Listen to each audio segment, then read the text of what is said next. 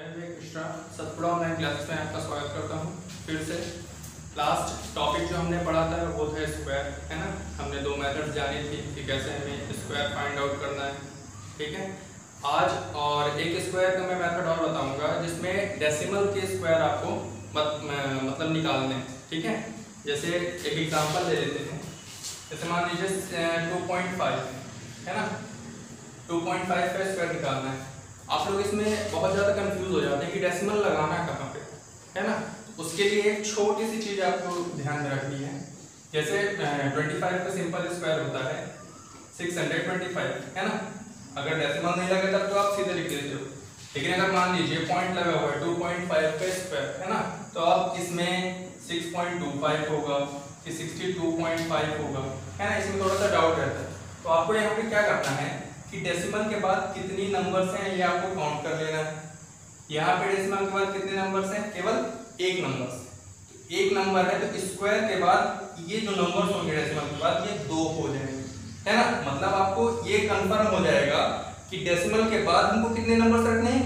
2 numbers रखने हैं। तो यहाँ पे हमारा 2 नंबर्स किसमें है? इस वाले ऑप्शन में। तो ये वाला ऑप्शन हमारा सही हो जाएगा। जैसे एग्जाम्पल ले लेते हैं। मान लीजिए 0.18 का स्क्वायर हमको निकालना है, ठीक है।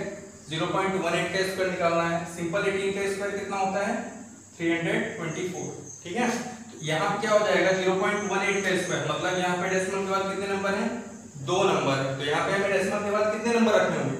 4 नंबर रखने होंगे, है ना। तो अब 18 का स्क्वायर भी अगर हम करते हैं तो यहाँ पे कितने नंबर हो रहे हैं? केवल 3 नंबर हो रहे हैं। तो अब 4 कैसे करेंगे? तो 3, 2, 4 और हमें डेसिमल के बाद 4 नंबर रखने हैं। तो एक चीज और, यहाँ पे हम 0 लगा देंगे। पीछे 0 मत लगाइएगा। अगर आप पीछे 0 लगाते हैं तो 0 का महत्व तो नहीं होता। जैसे सिंपल नंबर्स में क्या होता है कि अगर मान लीजिए 0001 लिखा है तो इसका मतलब क्या होता है? इसका मतलब होता है 1, ठीक है। उसी तरह डेसिमल में क्या होता है? अगर मान लीजिए लिखा है 0.2000 तो इसका मतलब 2000 नहीं होता। इसका सिंपल मतलब होता है 0.2। मतलब सिंपल नंबर में संख्या के पहले 0 का कोई महत्व नहीं होता। उसी तरह डेसिमल में अगर कोई नंबर है तो उसके बाद 0 का कोई महत्व नहीं होता। इसलिए यहाँ पे हम पीछे 0 नहीं लगाएंगे, बल्कि इस नंबर के पहले 0 यहाँ पे 0 हम लगाएंगे, ठीक है। तो यहाँ पे कितने नंबर हो गए? 4 हो गए ना। तो ये हो गया आपका स्क्वायर। इस तरह से आप डेसिमल नंबर की स्क्वायर फाइंड आउट कर सकते हैं, ठीक है। डेसिमल का स्क्वायर हमने पढ़ लिया। अब हम पढ़ेंगे क्या? स्क्वायर रूट फाइंड आउट करना है, ठीक है। स्क्वायर रूट मतलब वर्गमूल, ठीक है। वर्ग हमने देख लिया। अब हमको क्या देखना है? वर्गमूल, ठीक है। इसको भी फाइंड आउट करने की 2 मेथड्स हैं, ठीक है। 2 मेथड कौन कौन सी है? पहला है गुणनखंड विधि। गुणनखंड विधि, इसको इंग्लिश में फैक्टर मेथड भी कहते हैं,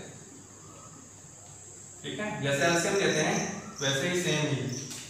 दूसरा है आपका भाग विधि,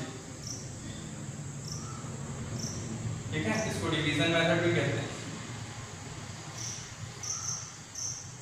है ना।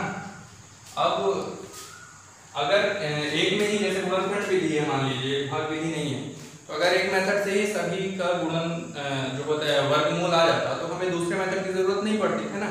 लेकिन देखिए इन दोनों में एक खास चीज है कि गुणनखंड विधि से केवल उन्हीं नंबर्स का वर्गमूल आएगा जो परफेक्ट है। परफेक्ट मतलब जिनमें डेसिमल्स नहीं लगते, है ना। मतलब परफेक्ट कैसे? जैसे 25 का है ना, 625। तो 625 का अगर हम वर्गमूल निकालें तो 25 आ जाएगा। लेकिन अगर हमको 624 का निकालना है तो क्या 25 आएगा और 24 आएगा? ना तो 24 आएगा ना 25 आएगा, दोनों के बीच में आएगा, मतलब दशमलव में आएगा, है ना। तो इस तरह के नंबर्स का वर्गमूल निकालने के लिए हमें भाग विधि की जरूरत पड़ती है ना। मतलब भाग विधि से हम इसका भी वर्गमूल निकाल सकते हैं और इसका भी निकाल सकते हैं, दोनों का निकाल सकते हैं। लेकिन गुणनखंड विधि से केवल हम परफेक्ट मतलब जिनका स्क्वायर रूट में कोई डेसिमल नहीं होता, केवल उन्हीं का वर्गमूल हम निकाल सकते हैं। तो इन दोनों मेथड्स के बारे में जानेंगे थोड़ा सा हम, ठीक है। तो ये गुणनखंड विधि है, फैक्टर मेथड। इसमें तो मान लीजिए जैसे 324 का निकालना है ना। 324 का हमको क्या निकालना है? वर्गमूल। क्वेश्चन आ गया 324 का वर्गमूल ज्ञात करिए। तो इस प्रकार से हम जैसे एलसीएम लेते हैं वैसे ही फैक्टराइजेशन भी करते हैं, ठीक है। गुणनखंड उसी प्रकार से करते हैं। तो ये हम बना लेंगे। फिर यहाँ पे हम करेंगे तो कितना आएगा? 2 कम 2 2 छक्का 12, 2 8 16, फिर ये 2 से नहीं जाएगा, 3 से जाएगा, ये आ गया 27, ये आ गया 9, 3 और ये आ गया 1। मतलब यहाँ पे क्या आ गया, अगर 324 का हम गुणनखंड देखें तो आएगा 2 गुणा 2 गुणा 3 गुणा 3 गुणा 3 गुणा 3। मतलब यहाँ पे आप देख रहे हैं कि एक जोड़ा 2 का और 2 जोड़े 3 का बन रहे हैं। ठीक है, कैसे फाइंड आउट करते हैं, ये आ गया पूरा गुणनखंड। अब हमको क्या फाइंड करना है, स्क्वायर रूट। स्क्वायर रूट मतलब ये फाइंड आउट करना है। तो इसमें क्या हो जाएगा कि जिसका जोड़ा बनेगा वो बाहर आ जाएंगे, वर्गमूल के बाहर आ जाएंगे, है ना। तो यहाँ पे 2 का जोड़ा बन रहा है तो 1 2 लिख लेंगे, 3 का एक जोड़ा और फिर 1 और 3 का जोड़ा, ये है ना। तो 2 3 18 आ गया 18 का 324। अभी मैंने दशमलव में बताया था कि 18 का स्क्वायर 324 होता है। देखिए 324 का वर्गमूल आ गया 18। अगर यहीं पे हम किसी और नंबर पे, जैसे मान लीजिए 164 का वर्गमूल हमको निकालना है, तो 2 8 16, 2 दूना, है ना, तो 4 8, 2 1 2, 41 आ गया। 41 एक प्राइम फैक्टर नंबर है। ठीक है, तो यहाँ पे देखिए जोड़ा क्या बन रहा है, केवल 2 का जोड़ा बन रहा है और 41 का जोड़ा नहीं बन रहा है। तो अब इस मेथड से हम क्या लिख सकते हैं, केवल 2√41 यही ना लिख सकते हैं। अब ये √41 की वैल्यू जो है वो किस विधि से आती है, भाग विधि से आती है कि √41 की वैल्यू कितनी होगी और कितना हम वहां पे गुणा करके और 164 का वर्गमूल कितना आ जाएगा। तो ये पहली मेथड है। आई होप ये सारी चीजें आपको समझ में आ गई होंगी। ठीक है, अब तो दूसरी मेथड डिवीजन मेथड हम देखेंगे। डिवीजन मेथड में भी हम 324 का ही वर्गमूल निकालते हैं। ठीक है, तो देखिए डिवीजन मेथड में क्या करते हैं, इस प्रकार से लाइन खींचते हैं।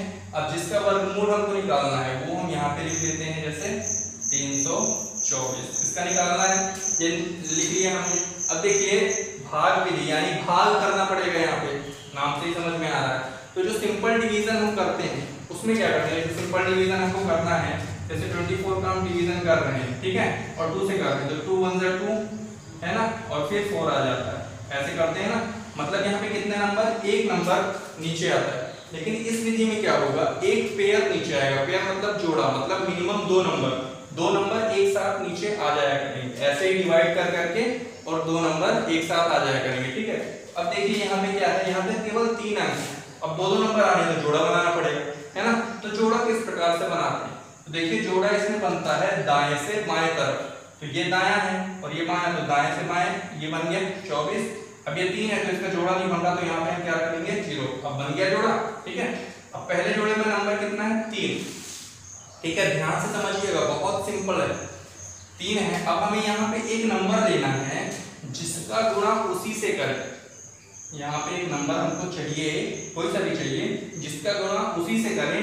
तो 3 आए या 3 से कम आए, 3 से ज्यादा ना आए। ठीक है, तो देखिए अगर 1 लेते हैं तो 1 का गुणा 1 में किया तो कितना है 1, 2 लिया 2 का गुणा 2 में किया तो कितना है 4। ये 4 3 से ज्यादा हो गया ना, हम क्या लेंगे 1 लेंगे। तो यहाँ पे हमने ले लिया 1।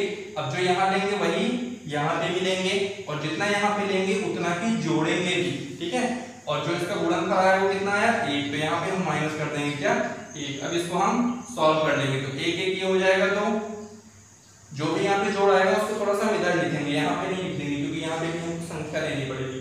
तो फिर क्या हो जाएगा, यहाँ पे हमें जगह कम पड़ जाएगी, इसलिए हम इधर लिख रहे हैं। ठीक है, 2 हो गया, 3 में 1 माइनस हो तो यहाँ पे हो जाएगा 2। ठीक है, ये समझ में आया। अब अगला जोड़ा नीचे आ गया क्या 24, तो ये हो गया 224। अब हमें यहाँ पे एक संख्या लेनी है और जिसका गुणा इन दोनों से करेंगे। जैसे फॉर एग्जांपल हमने यहाँ पे 2 ले लिया, तो 2 ले लिया तो ये 22 हो जाएगा। तो 22 का गुणा हमें किसमें करना है 2 में, है ना। मतलब यहाँ पे हम क्या ले रहे हैं 2 और उसका गुणा 2 में ही कर रहे हैं, लेकिन दोनों में कर रहे हैं। आ रहा है समझ में। ठीक है, यहाँ पे अब देखिए क्या हो जाएगा, यहाँ पे हमें नंबर लेना है। अब जैसे 324 हमें पता है कि 18 का स्क्वायर, तो यहाँ पे हम 8 ही ले लेते हैं डायरेक्ट। ठीक है, 28 गुणा 8 करते हैं, कितना आता है 8 8 64, 8 दूनी 16 6 22, ये आ गया 224। ठीक है, और एक चीज है, आप एक और चीज से जान सकते हैं। जैसे यहाँ पे देखिए, यहाँ पे 4 है, ठीक है, लास्ट में क्या है 4 है, और यहाँ पे आपको कोई नंबर ही लेना है। अब देखिए ऐसा नंबर लीजिए कि जिसका गुणा उसी से करें तो 4 आए लास्ट में। जैसे यहाँ पे आप 2 ले लेते, ठीक, तो 2 का गुणा 2 में करते तो 4 ही आता लास्ट में, लेकिन वो 44 होता। और हमें समझ में आ रहा है कि 22 44 होगा, तो 224 से काफी छोटा होगा। अब तीसरा और दूसरा कौन सा नंबर है जिसका गुणा उसी से करें तो लास्ट में 4 आए, इकाई अंक में 4 आए, तो 3 है। अगर यहाँ पे 3 कर देंगे तो 9 आ जाएगा, 4 कर देंगे तो 16 आ जाएगा, 5 कर देंगे 25 25 आ जाएगा, 6 करेंगे 36। इस प्रकार से एक 8 अंक। अगर यहाँ पे हम 8 लेते हैं और 8 को गुणा करते हैं 8 बने 64। इस ट्रिक से भी हम कर सकते हैं बहुत जल्दी, ठीक है। मतलब यहाँ पे हम 8 लेंगे, यहाँ पे 8 हो जाएगा, यहाँ पे 8 जुड़ेगा और यहाँ पे 224 माइनस हो जाएगा, ये 28 और 8 हो जाएगा 36 और ये हो गया हमारा सॉल्व। और हमारा वर्गमूल कितना आ गया 18, जो भी यहाँ पे आएगा ऊपर वही हमारा आंसर होगा। तो ये हो गया भाग विधि, ठीक है। इस प्रकार से हम भाग विधि से सॉल्व कर सकते हैं, ठीक है। अब कुछ क्वेश्चंस मैं देता हूँ तो आपको सॉल्व करना है, ठीक है। कुछ क्वेश्चंस मैं यहाँ लिख रहा हूँ, इनको आपको आप चाहे भाग विधि मेथड से निकालिए या गुणनखंड मेथड से निकालिए, इनके आपको वर्गमूल फाइंड आउट करने हैं, ठीक है।